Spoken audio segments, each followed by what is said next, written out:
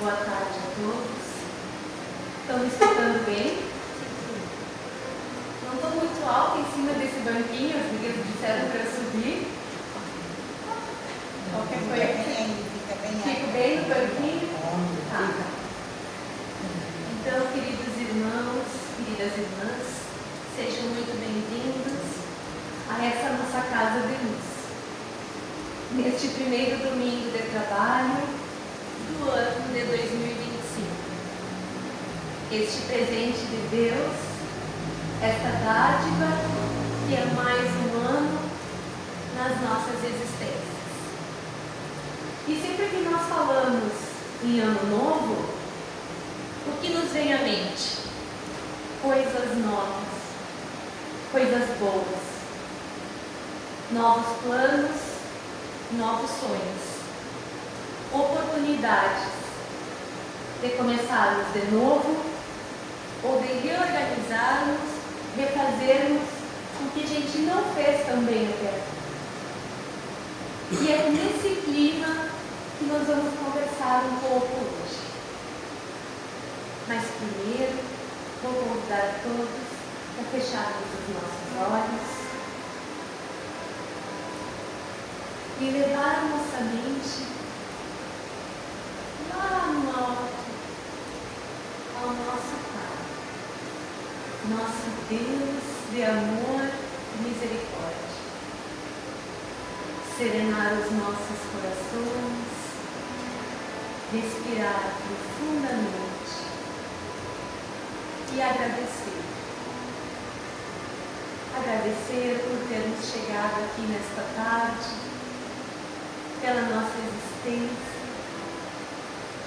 Agradecer a Jesus, nosso irmão amigo, pelo companheirismo, o paro e o amor que podemos sentir todos os dias de Ti, Jesus. Agradecer a espiritualidade amiga, o Dr. Eduardo Chapotrivô, mentor da nossa Casa de Luz, e a todos os espíritos amigos que aqui trabalham nesta seara. Pedir que frutifiquem as águas que foram trazidas, que nelas possam ser colocados todos os fluidos salutares para a nossa recuperação física e espiritual. Pedimos o amparo para que possamos entender um pouco da Tua palavra hoje e que permaneçam conosco, agora, sempre, que assim seja. Então hoje nós vamos falar sobre um assunto que está no Evangelho, segundo o Espiritismo, que é o nosso livro da doutrina, que traz os pensamentos de Jesus. E este tema está no capítulo 4 e é o item 25. O capítulo 4 nos diz que ninguém pode ver o reino de Deus se não nascer de novo. É um tema que nos faz pensar. Então, esse item que nós vamos explorar hoje, que está explicado neste capítulo, é um ensinamento que foi ditado pelo Espírito São Luís em 1859, respondendo a uma pergunta de Allan Kardec, que diz o seguinte: será a reencarnação uma punição, uma culpa, somente para os espíritos culpados? Só espíritos culpados estão sujeitos a reencarnar? Então, o Espírito São Luís vai nos responder. A passagem dos espíritos pela vida corporal é necessária, pois somente neste plano material eles conseguem cumprir determinadas tarefas cuja execução Deus confia àqueles que reencarnam. Para os espíritos, isso é necessário, pois a atividade que eles têm que desempenhar ajuda-os a desenvolver a sua inteligência Deus, sendo soberanamente justo, considera todos os seus filhos iguais. E é por isso que Ele concede a todos o mesmo ponto de partida, a mesma capacidade, as mesmas obrigações a cumprir e a mesma liberdade de ação. Qualquer privilégio concedido a um ou outro seria uma preferência, e qualquer preferência seria uma injustiça. A encarnação é para todos os espíritos apenas em um estado transitório. Então vamos começar pensando qual o objetivo principal da encarnação e depois da encarnação, as reencarnações. A perfeição. Todos os espíritos têm como objetivo a perfeição. Esse é um dos princípios fundamentais da doutrina espírita. Deus, em sua infinita bondade e justiça, fornece aos espíritos os meios para que eles alcancem essa perfeição, proporcionando a nós esta vida corporal como uma oportunidade de aprendizado e evolução. Conforme explica Allan Kardec no nosso querido livro dos Espíritos, questão 171, a justiça divina concede aos espíritos a chance de realizarem em novas existências aquilo que eles não conseguiram desenvolver ou concluir em experiências passadas. Kardec explica também no livro dos Espíritos que não há improvisos, não tem acasos na preparação da nossa reencarnação. Todo o processo reencarnatório é meticulosamente planejado, baseado numa lógica que visa o quê? O progresso do espírito. Baseado nessa lógica moral, a gente faz as escolhas das experiências que enfrentaremos. E isso merece todo um cuidado especial por parte dos espíritos responsáveis por este processo. Cada detalhe é considerado, desde o ambiente familiar em que vamos nascer até as dificuldades que vamos enfrentar. Tudo com o propósito de promover o crescimento moral e espiritual. Quando a gente compreende que a nossa reencarnação é planejada e cuidadosamente cuidada, programada, é natural que nos surjam algumas dúvidas, como por exemplo, em que momento é definida uma reencarnação? Quando sabemos que está na hora que temos que voltar para o corpo físico? Essas dúvidas são frequentes. Também costumamos questionar até que ponto eu tenho liberdade de fazer as minhas escolhas do que eu vou passar na encarnação em que eu estou. E também, como são definidos quem serão meus pais, quem serão meus familiares, em que cidade eu vou nascer, em que país eu vou nascer, qual será a minha profissão e até os casamentos. Essas dúvidas surgem. E a doutrina espírita oferece respostas claras para estas questões. Na questão 171 também do Livro dos Espíritos, Kardec nos explica que a reencarnação é uma manifestação da justiça de Deus. Quando o espírito alcança a compreensão, consegue entender a sua inferioridade diante da criação divina, quando a gente consegue olhar para tudo que está à nossa volta e entender o quão pequeno a gente é, a gente consegue entender a justiça de Deus. Entende que as desigualdades que existem entre os homens são o quê? Temporais. E que todos nós temos a oportunidade de progredir. A reencarnação, então, é a esperança de uma nova chance, uma oportunidade de corrigir os erros do passado e evoluir. Mesmo que nós tenhamos a sensação de que algo foi aprendido tarde demais nessa existência, Quem nunca, né? Quando às vezes a gente não aprende algo ou escuta algo assim, se eu soubesse disso antes, eu teria feito diferente. E a gente fica com essa sensação de tempo perdido, mas não é perdido. Aconteceu no momento certo e esse aprendizado vai ser aproveitado em alguma experiência futura, contribuindo para o nosso crescimento contínuo. Aqui me lembrei da história da minha filha pequena, e desde pequenininha eu já falava para ela sobre o espiritismo, claro, dentro do que ela conseguia entender. E um dia ela me disse assim: mãe, então quer dizer que eu não vou precisar ter que estudar tudo de novo na encarnação? Eu disse: não, filha, na escola tu vai ter que ir de novo, mas tem algumas coisas que realmente a gente não vai precisar aprender de novo. O planejamento de uma reencarnação é um processo complexo e meticuloso.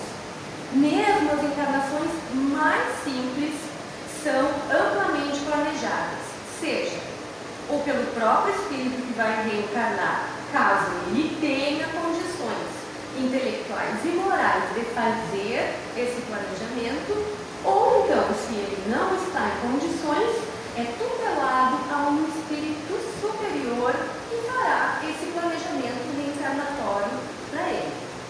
O espírito, se está apto, vai escolher as provas que enfrentará, exercendo assim o seu livre-arbítrio. Que nós sempre falamos aqui na doutrina, o livre-arbítrio é a capacidade de livre escolha de cada um de nós. Porém, se o espírito não tem condições, ele vem em caráter compulsório, quer dizer, ele vem colocado, obrigado, porque Deus entende que será mais útil para ele essa reencarnação programada do que no estado de estagnação. Esse planejamento inclui os principais acontecimentos da vida física, o gênero das provas que nós vamos passar.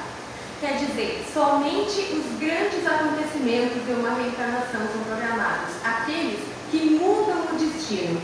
Os pequenos acontecimentos são consequência das escolhas que nós fazemos. O Livro dos Espíritos nos traz um exemplo. Se escolhemos vir entre espíritos malfeitores, nós sabíamos do arrastamento ao qual nós seríamos expostos. Mas as escolhas que nós vamos fazer durante a vida, porque vai chegar um momento em que poderemos fazer escolhas, esses sim são escolhas do espírito e são estas escolhas que podem trazer graves consequências. Se eu me envolvo com coisas perigosas, eu posso perder a vida, e isso não necessariamente estava na minha programação, foi uma consequência das escolhas que eu fiz. Mesmo com o planejamento detalhado, não há garantia de que a gente vai conseguir cumprir o que a gente planejou ou o que foi planejado para nós. Alguns espíritos nos contam a espiritualidade desde cedo, fazem de tudo para fugir das provas a que se destinaram, desviando-se do propósito inicial da sua encarnação. No entanto, como a gente já viu aqui, as consequências são inevitáveis. E a espiritualidade nos ensina que o livre-arbítrio é uma ferramenta poderosa. E ela só nos é dada, por isso a sabedoria de Deus. Ele só nos dá quando Ele sabe que a gente já tem condições de usar. Existem casos em que a reencarnação ocorre sem a consulta do espírito que vai reencarnar. Especialmente quando este se encontra, pelos mais variados motivos, sem condições, por perturbação ou por rebeldia.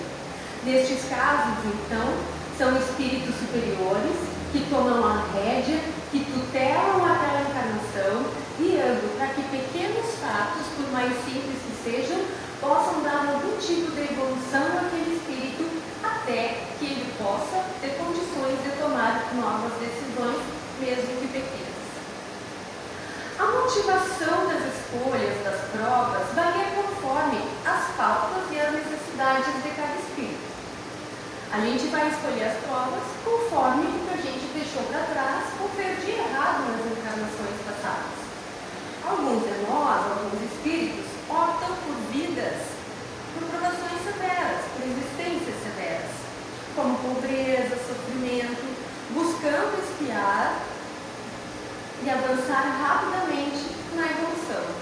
Outros escolhem experiências de poder, de riqueza, que são provas igualmente difíceis, porque geralmente estão associadas aos vícios mais comuns da humanidade, que é o orgulho, a vaidade e muitas vezes enveredamos até pela linha da sensualidade.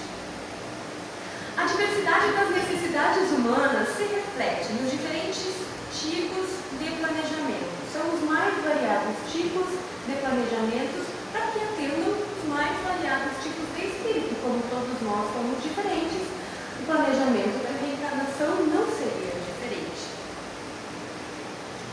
O nascimento e a morte podem parecer iguais para todo mundo, mas os detalhes da vida, da existência de cada um são únicos, moldados pelas necessidades e pelos méritos de cada espírito.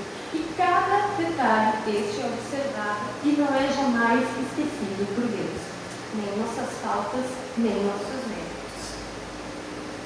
Departamentos espirituais da reencarnação. Para compreendermos melhor o planejamento das reencarnações, quem tiver vontade, pode explorar alguns relatos trazidos por os espíritos em obras psicografadas. No livro E a Vida Continua, do espírito André Luiz, ele nos apresenta um Instituto de Serviço para a Reencarnação, que é um órgão, uma entidade na colônia responsável pela organização espiritual, que cuida do planejamento detalhado das próximas vidas dos espíritos que ali estão vivendo, considerando as suas necessidades evolutivas. Já no livro Nosso Lar, que alguns já conhecem porque é bem famoso, que virou filme, nós somos levadas a conhecer o Ministério do Auxílio, que é um departamento dentro da colônia Nosso Lar, dedicado ao amparo, à orientação dos espíritos que estão se preparando para reencarnar. Esse ministério tem missão de oferecer suporte espiritual durante todo o processo de planejamento e reparo e retorno à vida espiritual. Outra obra relevante está em Memórias de um Suicida, da médium Ivone Pereira do Amaral. É um livro bastante interessante, do espírito Camilo Botelho, que nos apresenta a colônia correcional Maria de Nazaré, porque aqui é Maria de Nazaré que é a mentora desta colônia. Então, a colônia correcional Maria de Nazaré, onde funciona um departamento exclusivo de reencarnação. Por quê? Esse departamento é responsável por ajudar estes espíritos, por escolhas para programar as suas reencarnações, porque este livro fala de suicídios. Então, são reencarnações muito especiais de serem planejadas. Todas são especiais, mas como a gente viu aqui, cada caso exige os seus detalhes e os seus reparos. Nos livros Missionários da Luz, A Vida Continua, existem capítulos que aprofundam o funcionamento destes departamentos e que descrevem como um planejamento de uma reencarnação é elaborado, considerando não apenas as decisões individuais do espírito, mas os compromissos assumidos com outros espíritos que precisam vir com ele para reencarnar. Estes relatos, irmãos, nos oferecem uma visão mais ampliada e mais detalhada do cuidado e da complexidade envolvida no processo da reencarnação. Vejam o cuidado da espiritualidade ao programar o nosso retorno à vida física. Cada detalhe é planejado para proporcionar ao espírito as melhores condições possíveis para o seu aprendizado e evolução. E nós vamos nos encaminhando para o final com uma história. A história que eu vou contar para vocês é de Stella Kirby. E esse relato é do médium americano Edgar Cayce. Stella era uma mãe solteira, enfrentando dificuldades financeiras para sustentar sua melhores condições de vida, ela foi aconselhada a trabalhar como cuidadora, na área da enfermagem. Uma família abastada contratou para cuidar do enfermo, permitindo que Estela e sua filha morassem naquela casa, naquela mansão. Ao chegar, Estela encontrou o seguinte: um homem de 57 anos, completamente incapaz. Ele vivia numa cama dentro de uma jaula de ferro, rasgando constantemente suas roupas. Ele comia ou quase não comia, estava sempre sujo porque não tinha controle da sua questão fisiológica. O olhar dele era vazio, vago, perdido. Ele não tinha qualquer consciência do que estava acontecendo ao seu redor. Estela tentou reunir coragem para enfrentar a situação, mas a sua experiência estava sendo avassaladora, muito difícil. Ao entrar na jaula, ela frequentemente passava mal, precisava sair para vomitar. Ela não aguentava. A tarefa parecia impossível e ela se sentia desanimada, à beira do desespero e da desistência do trabalho. Buscando orientação, Estela procurou Edgar Cayce, esse médico, que, orientado pelos benfeitores espirituais, revelou a Estela uma surpreendente verdade. Estela descobriu que em vidas passadas, ela e o enfermo já haviam se cruzado 2 vezes. Na primeira, no Egito, ele fora filho dela, mas Estela não deu os cuidados mínimos que uma mãe necessita dar a um filho. Na segunda, no Oriente Médio, ele era um rico filantropo que cuidava de obras assistenciais, mas que tinha uma vida dupla. Ele mantinha um harém onde cometia os mais diversos abusos, e Estela era uma de suas vítimas. Então a repulsa que ela sentia dele, na verdade, era uma memória dessas vidas passadas. Os benfeitores explicaram também que a presente encarnação era uma oportunidade para ambos alcançarem o perdão mútuo. Estela precisava aprender a amá-lo e a cuidar dele com afeto, reparando o passado. Se ela desistisse, essa ligação continuaria pendente, retornando em futuras reencarnações. A revelação trouxe uma nova compreensão para Estela, que nunca havia ouvido falar em reencarnações. Ela também descobriu que numa vida anterior, na Palestina, tinha cuidado de crianças com deformações congênitas, o que a preparou para aquele serviço na vida atual. Com essa nova perspectiva, Estela voltou ao trabalho revigorada. Gradualmente, o enfermo começou a responder ao seu tratamento carinhoso. Ele passou a comer aos poucos, a manter-se mais limpo, já não rasgava tanto suas roupas. O seu olhar, antes perdido, agora se via Estela por toda parte, evidenciando a profunda conexão que se formara entre eles. Essa história está no livro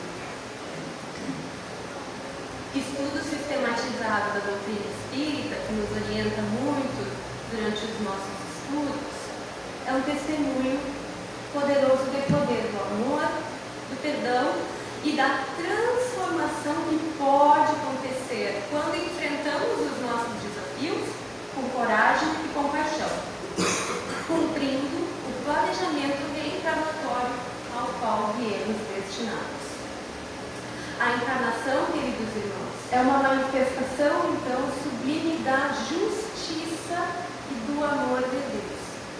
Cada detalhe, planejado com cuidado, diz o nosso progresso e aprendizado.